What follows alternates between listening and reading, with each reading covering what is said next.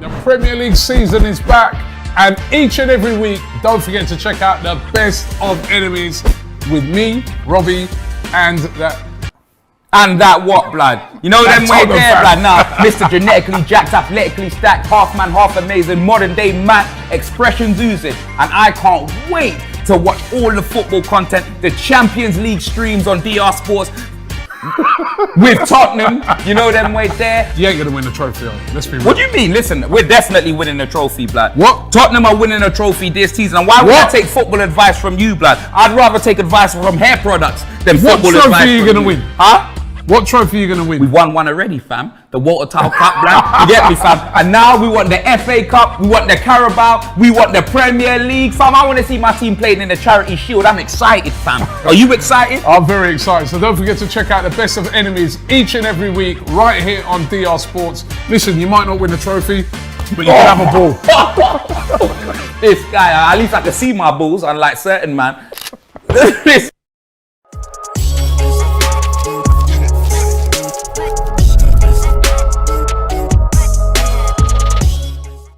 Yes, good afternoon and welcome back to DR Sports for another daily instalment of transfers. Now, since we stopped doing the transfer yesterday and we're doing it live today, a lot has happened, let me tell you, and it's great to see so many of you getting involved and waiting around for us after a few technical issues. It's great to see.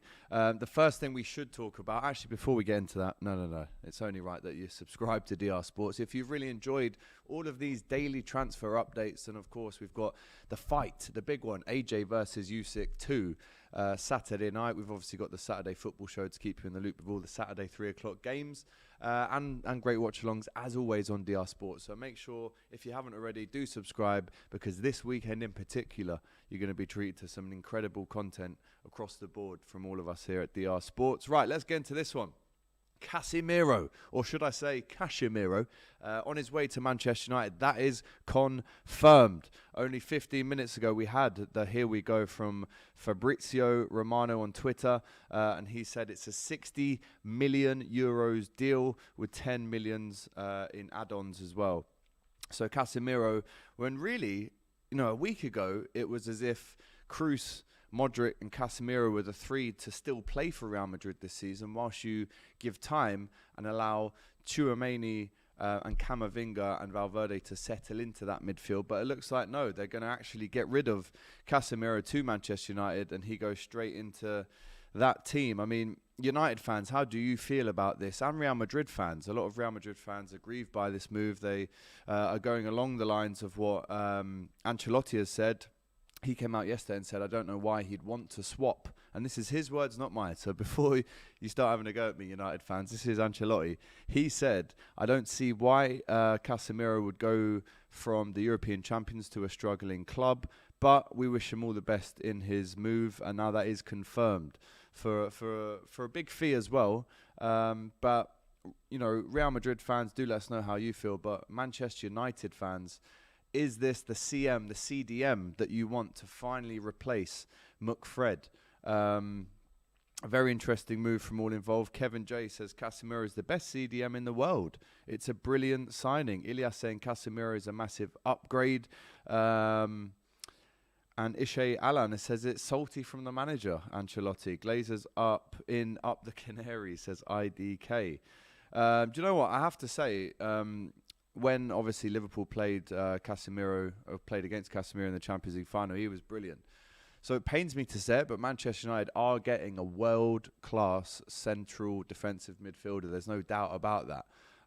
Will he play on Monday night? Let us know in the comments. Do you think he should play? Do you think he's fit enough to play? Do you think he wanted the move as well? All of these questions we need to answer on the show today. Tim Moore says, AGT, name a bigger downgrade than Casemiro from Real Madrid to United. My days. Reportedly, on around £350,000 a week as well. So listen, it's an interesting move, and Manchester United aren't done there yet. They still want to buy Antony as well. But Sadiq says, a new challenge, more like Casemiro wants the money. Very interesting opinion from Sadiq in the comments. he talked to Casemiro this morning. This is Ancelotti yesterday, and he said he wants a new challenge, a new opportunity. I and the club understand it. With what he's done at the club and the person he is, we have to respect it. There are talks right now. Nothing is official, but he wants to leave. We wish him all the best in his next challenge. So the update on that this morning is that the medical is happening this weekend. And I guess there is a possibility that Casemiro could play in Monday night showdown at Old Trafford, Manchester United versus Liverpool. United fans, let me know as well how you feel this affects the protests that are due to be happening on Monday night as well. Obviously, a lot of United fans are grieved with the Glazers, as they should be. And there were due protests happening on Monday, but do you think those should still happen? I mean, the owners are backing the team again, putting a lot of money down, and they've also made another massive bid for Antony, the Brazilian winger from Ajax. He's still only 22. Ajax have apparently rejected a bid of 80 million euros. That's 67.6 million pounds from Manchester United for Antony, who again has been linked with United for so long. United, unluckily for them, have been kind of rejected quite a lot this season when it comes to nailing down their first, second, third transfer targets. They've obviously missed out on De Jong. That now has expired, that interest. Obviously missed out on Arnautovic, a bid rejected there, and more. But it looks like they're going back in strong for Antony at Ajax. Again, do United need him? Very similar price tag as well to what Casemiro has gone for as well. And they're also considering Atletico Madrid player Yannick Carrasco as well. You remember him. He was at Atleti a few years back. And then went away to China for a couple of seasons. Now he's back at Atleti. Still only 28.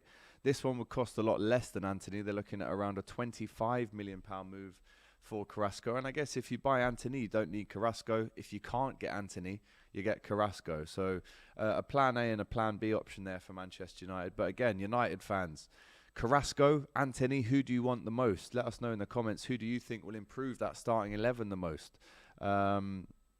Don't forget, you can also become a member of the channel. We've put the link in the description just there for you. A lot of you guys who are involved in the chat today are members, so we appreciate your input as well.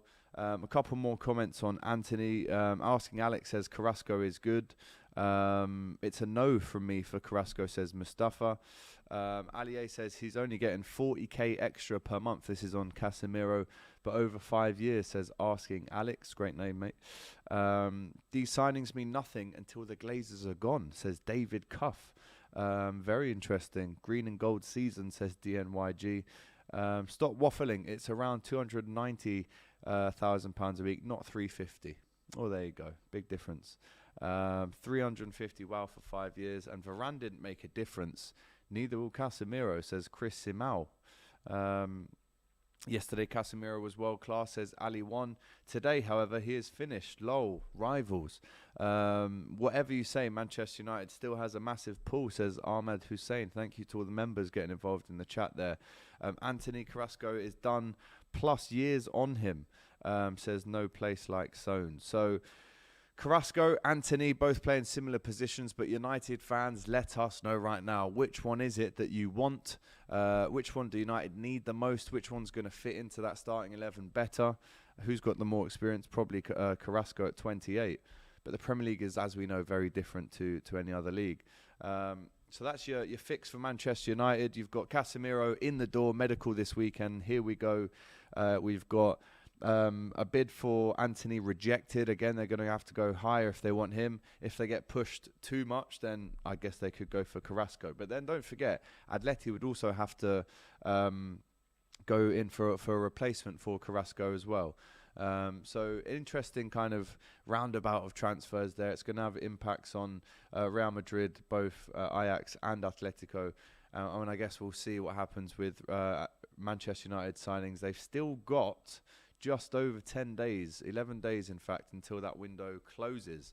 So United fans, let us know how you want to how United want to be seen in the transfer window. Is it a success? Is it a failure? Considering all the rejections that they got, is this still a success if they manage to bring Casemiro, who, let's not forget, is a world-class CDM? United fans, let us know in the comments. Right, Forest have officially confirmed the signing of Morgan Gibbs-White from Wolves in a £42.2 million deal. Unbelievable, this. I mean, the 22-year-old midfielder moves to the City Ground on a 5-year contract and is Forest's 16th. Well, not 6th, not anything else, 16th. I mean, that is a brand new starting 11 plus 5 subs. Unbelievable input that the owner has put in financially this summer. But will it pay off? That's the big question. I mean, if I'm honest, Morgan Gibbs-White at Wolves, interesting player, gets loaned out to Sheffield United last season and then goes to Wolves again. Now, Wolves fans, what a piece of business this is, by the way, from Wolves. Not only have you managed to sell Morgan Gibbs-White for over 40 million, that's actually covered the signing of Matheus Nunes as well. So what a piece of business by Wolves. Maybe arguably the best bit of business in the window, I think, personally. I mean, here's a question. If Sporting Lisbon knew about that, would they have charged more money for the acquisition of Nunes? Let me know in the comments. And if you are a Wolves fan, how do you feel about this? If you're a Forest fan, how do you feel about this one as well? Massively interesting. Mustafa says 45 million. Wolves robbed Forest. He had a good one season in the Championship. Matheus Nunes, Liverpool were in for him. And Nunes and Neves will be a good midfield now for Wolves. Alex Ladd, increase the mic volume, please. A little note there to production to turn it up a bit. Sporting got robbed, says Reigning Entertainment. And Benjamin Russ says, really impressed with the Forest signing, mostly youngsters with sell-on value. And if we go down, they will boss the Championship. I guess if you come into Nottingham Forest in their first year in the Premier League for some time, I mean, you definitely don't want to be going down into the Championship after season 1. You look at the likes of Jesse Lingard and Morgan Gibbs-White. Can you really see them in the Championship next season? I can't. Again, Forest fans, how do you feel about this outlay that the owner has put down this season? Are you buzzing with the names that are coming in, or are you slightly cautious that this could work against Forest? I mean, the City Ground was absolutely rocking on Sunday when they played West Ham. They obviously won that game. So listen, don't write Forest off yet. They're still going to have to wait for a month or two for all these signings to fully embed and become used to the Premier League. But that's a massively interesting signing. So I'm keen to know your thoughts on that one as well. DNYG says it's a panic buy. Nico Williams also went to Forest, says Mustafa. Brilliant signing for them. Was man of the match against West Ham. Really was. And it makes me think with Liverpool, if Trent gets injured, I know we bought Calvin Ramsey, but he's injured. So could he have actually stayed at Liverpool and had more of an impact? I don't know. Great question. Right. Let's talk about Borussia Dortmund. Now, as we know, as we're all so very aware of, Cristiano Ronaldo has been offered to most of the big clubs in Europe this season. We all know it's no secret that he wants to leave Manchester United after just 12 months after coming back. And you can reel off the names that have already rejected him. Bayern Munich, Chelsea, Manchester United obviously don't want him anymore. Chelsea have got rid of him. Juventus didn't want him back. Madrid didn't want him back. Atletico Madrid didn't want him. But Borussia Dortmund chief executive Hans-Joachim Watzke refuted reports that they could sign Ronaldo, following a report in German newspaper Bild, which, as we all know, is one of the most reliable sources of information. Apparently said that Dortmund could sign the Manchester United forward. Watzke said, I love this player. It's certainly a charming idea to see Cristiano play at the Signal Iduna Park, but there is no contact at all between the parties involved. From that point of view, we should probably stop talking about it. So very respectful as always. And, you know, Dortmund do things properly. They're a proper football club. They're not necessarily the team that bring in the Ronaldos, the Messis, the Mbappes, but they build stars. Now, this would go against their transfer policy.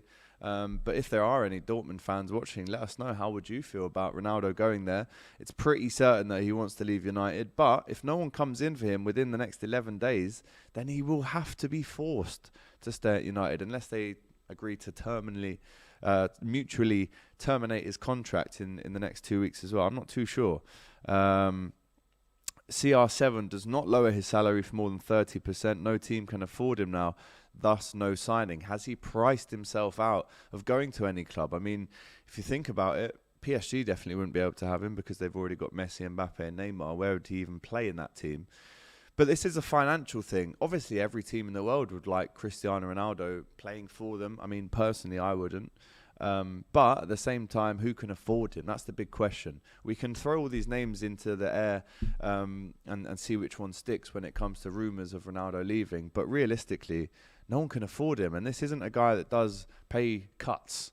So if it is Borussia Dortmund, they definitely have to empty the bank to get him through the door. And if it isn't him, then you'd have to probably say that he stays in Manchester, because he's not the type to finish his career off in China or in Saudi Arabia. He wants to finish off right at the top. But there is only 32 Champions League teams, so it can only be 32 of those teams. Slice that in half, get rid of the Deadwood teams, with all due respect to them, and then you only have a finite pool to choose from. And at the minute, it looks like his best option, or his only option, is staying at United. I really can't see him going to Borussia Dortmund, as much as they'd like to see it happen. But let us know in the comments what you think, guys. Where does Ronaldo go, or does he stay? Mustafa reminding us that Chelsea need a number 9. They're still in talks with Aubameyang. Chelsea believe that the 30 million price tag is too much, but of course they do need a number 9. Now, if you're Ronaldo, if you're Aubameyang, is Chelsea an attractive enough offer for you to go to next season? Would love CR7 at our club, says Kofi, but he wouldn't fit in with Dortmund. You've got to work on and off the ball. Very interesting opinion there from a Dortmund fan. BullGod94 says Haller was 60 million and will probably have no sell-on value, so I doubt they would also want a 37-year-old on massive wages as well. Super chat from Ash L. Casemiro going to get buried. United heritage. Are United really going to do 100 mil on Antony, lol? Thank you very much, Ash, for the super chat. Afro says he can go Sporting and they can make some ridiculous contract like they did with Mbappe. I mean, that is another option. It's the romantic option that he goes back to Sporting Lisbon. Obviously started his life there, really, and then got that big move to United. So if he does go there, the wages are going to have to be good, and he's going to have to, as who said that? As Afro said, he is going to have some crazy clauses in that contract, which probably allow him to pick players, etc., etc. So unless that happens, he's staying at United. I can't see it happening, unfortunately. Right, and one of the weirdest transfer stories that we've seen across the window so far, Paco Alcacer, Spanish striker at Villarreal, had a very bit part to play against Liverpool in the semi-finals last season. This is the only thing I can remember of him. So he was attracted to go to United Arab Emirates club Al Sharjah. So he accepted the deal. He's moved from sunny Spain to the UAE, and he's going to Al Sharjah. There was pictures of him in the shirt, thumbs up, as they do when you announce a signing. But then apparently, after just 2 days, the deal was cancelled. Can you believe it? I mean, it's less than 48 hours this deal was agreed for. It means the striker's loan spell at Al Sharjah has lasted 40 hours in total. Considering as well, it takes 8 hours from Spain to the UAE.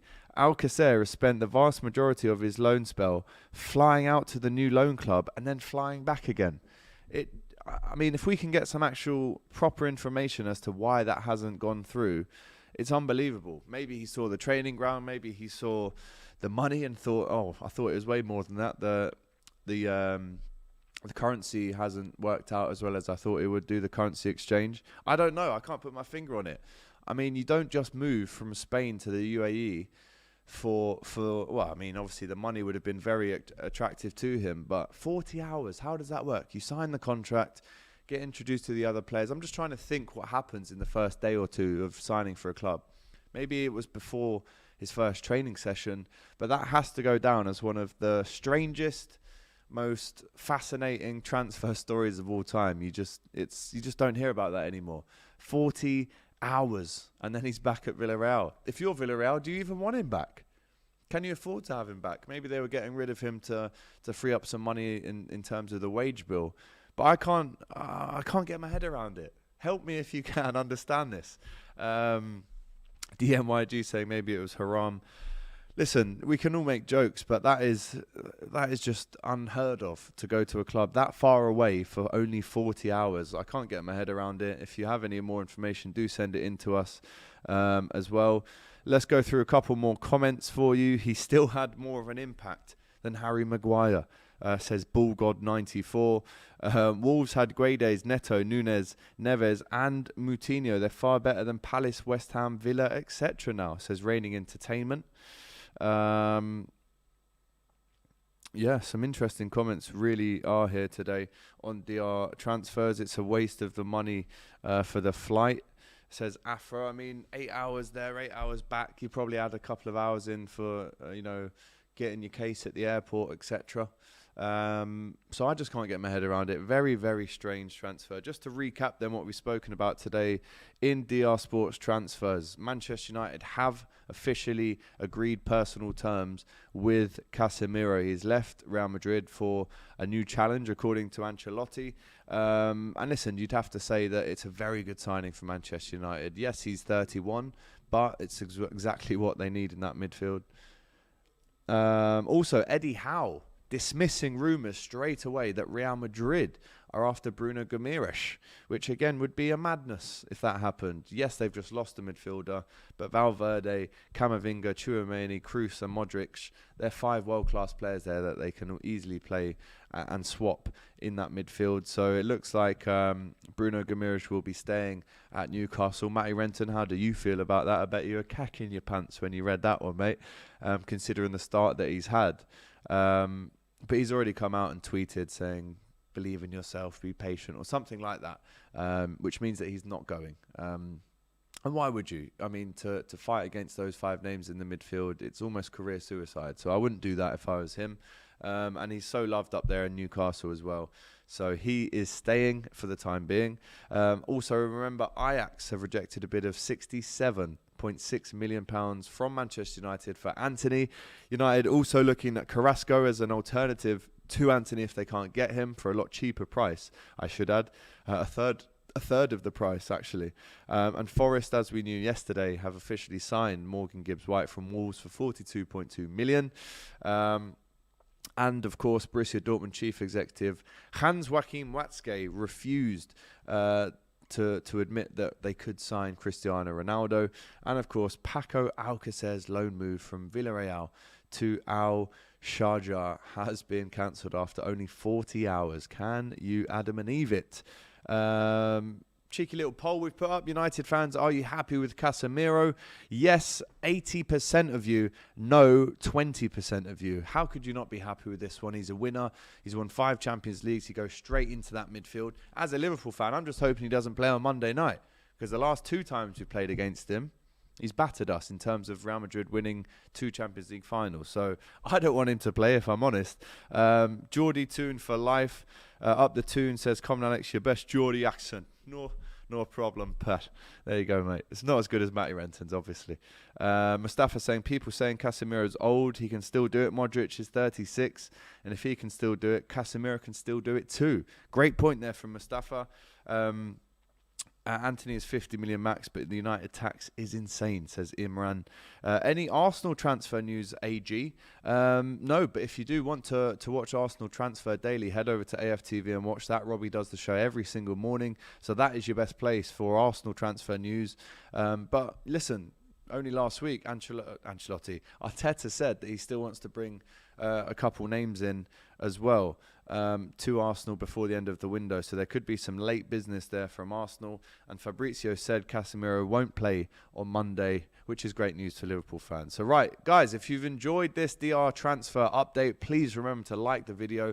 Go and subscribe to DR Sports if you haven't already. Cheers, Geordie Toon for life. I know it was rubbish, but you forced me to do it, so I gave you that because I'm a crowd pleaser. But there you go. More of the same tomorrow. Don't forget, I'll be back with the Saturday football show from 2:30. Myself and Matty Renton back in the hot seats. Can you believe it? I can't, but I will do tomorrow, and he's sitting next to me. I can't wait for it. I've really missed him on the show. And as I said, the big fight, Anthony Joshua versus Usyk tomorrow night, the second fight in this series. There might even be a third fight if AJ wins, but he will be taking back his belts tomorrow night, and he will be a 3-time world champion if he beats Usyk tomorrow night. So don't forget, Robbie's on there. We've got Freezy, the boxer. We've got Laurie. Ty's on there as well, and a couple of others, probably Expressions as well. So that is a bumper day of sport for you on DR Sports tomorrow. It really is. So make sure you subscribe and you hit that notification bell too, so you don't miss anything else. But until then, we'll see you tomorrow. Take care. Thanks. Bye.